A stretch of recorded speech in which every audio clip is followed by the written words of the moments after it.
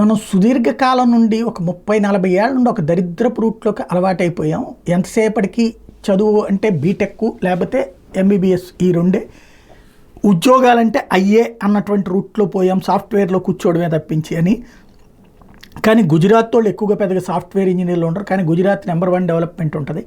మహారాష్ట్రలో పెద్దగా సాఫ్ట్వేర్ ఇంజనీర్లు ఉండరు, కానీ అది డెవలప్మెంట్ ఉంటుంది. ఇండస్ట్రియల్ అంటే మన దగ్గరున్న వనరుల ఆధారమైనటువంటి వ్యవస్థ మీదకి వెళ్ళాలి మనం. ఒకటి అగ్రి బేస్డ్, రెండవది మన దగ్గర ఉన్న ఒక అద్భుతమైన వనరు పోర్టులు, అంటే సముద్ర తీర ప్రాంతం. గుజరాత్ తర్వాత అత్యధిక సాగర తీర ప్రాంతం ఉన్న మనం దాన్ని సద్వినియోగం చేసుకుంటే సక్సెస్ అవుతాం తప్పించి ఇక్కడ హైదరాబాద్ నుంచి ఐటీ పరిశ్రమలని తెచ్చేద్దాం లేకపోతే బెంగళూరు నుంచి తెచ్చేద్దాం అనుకుంటే ఇక్కడున్న వాతావరణానికి అవన్నీ ఎమర్జీ కావడం అనేటటువంటిది చాలా దీర్ఘకాలం సమయం పడుతుంది. ఉట్టి అయ్యే రావాలంటే దేనికి పనికి రాకుండా పోతాం.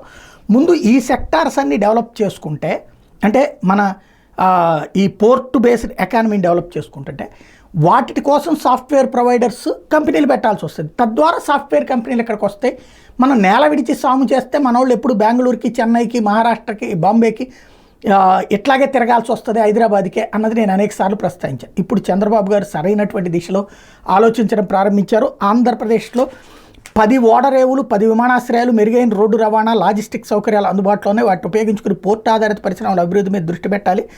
Green energy, green hydrogen, electric వాహనాల తయారీ, ఆక్వా, ఆహార శుద్ధి రంగాల్లో పెట్టుబడులు ఆకర్షణకు అవకాశం ఉందని చంద్రబాబు సూచించారు. ఒకసారి నా వీడియోలు ఫాలో అయ్యే వాళ్ళందరికీ ఇది నేను ఎప్పటి నుంచో చెప్తూ వస్తున్నదే. పరిశ్రమలకు మౌలిక సదుపాయాలు కల్పించడానికి పీపీపీ విధానంలో ప్రస్తుత ప్రాజెక్టులు చేపడుతున్నాం. పారిశ్రామిక పార్కుల్ని 4P విధానంలో ఏర్పాటు చేయడానికి కొత్త పాలసీల్లో ప్రాధాన్యం ఇవ్వాలి. అంటే ప్రభుత్వ, ప్రైవేటు భాగస్వామ్యంతో పారిశ్రామిక పార్కుల్లో మౌలిక సదుపాయాలు అభివృద్ధి చేస్తూనే ప్రజలను భాగస్వాములు చేయాలి. ఈ విషయంలో పీపీపీని నేను సమర్థిస్తాను. ఎందుకంటే సిరీ సిటీ సెజ్ ఉంది, అట్లా పీపీపీ ఇవ్వడం వల్ల ఆ పరిశ్రమలు తెచ్చే బాధ్యత యాజమాన్యం చూసుకుంటుంది. అదే సందర్భంలో ఆదాయ వనరు, ఇతర వసతులు ప్రభుత్వం చూసుకుంటుంది.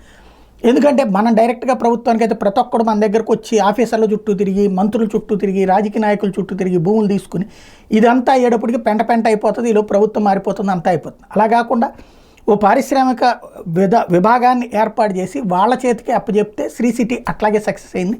అట్లాంటి పీపీపీ విధానంలో పెట్టాలి అన్న ఆలోచన మంచి ఆలోచన. చంద్రబాబు గారు సరైన దిశగా అడుగులు వేస్తున్నాడు.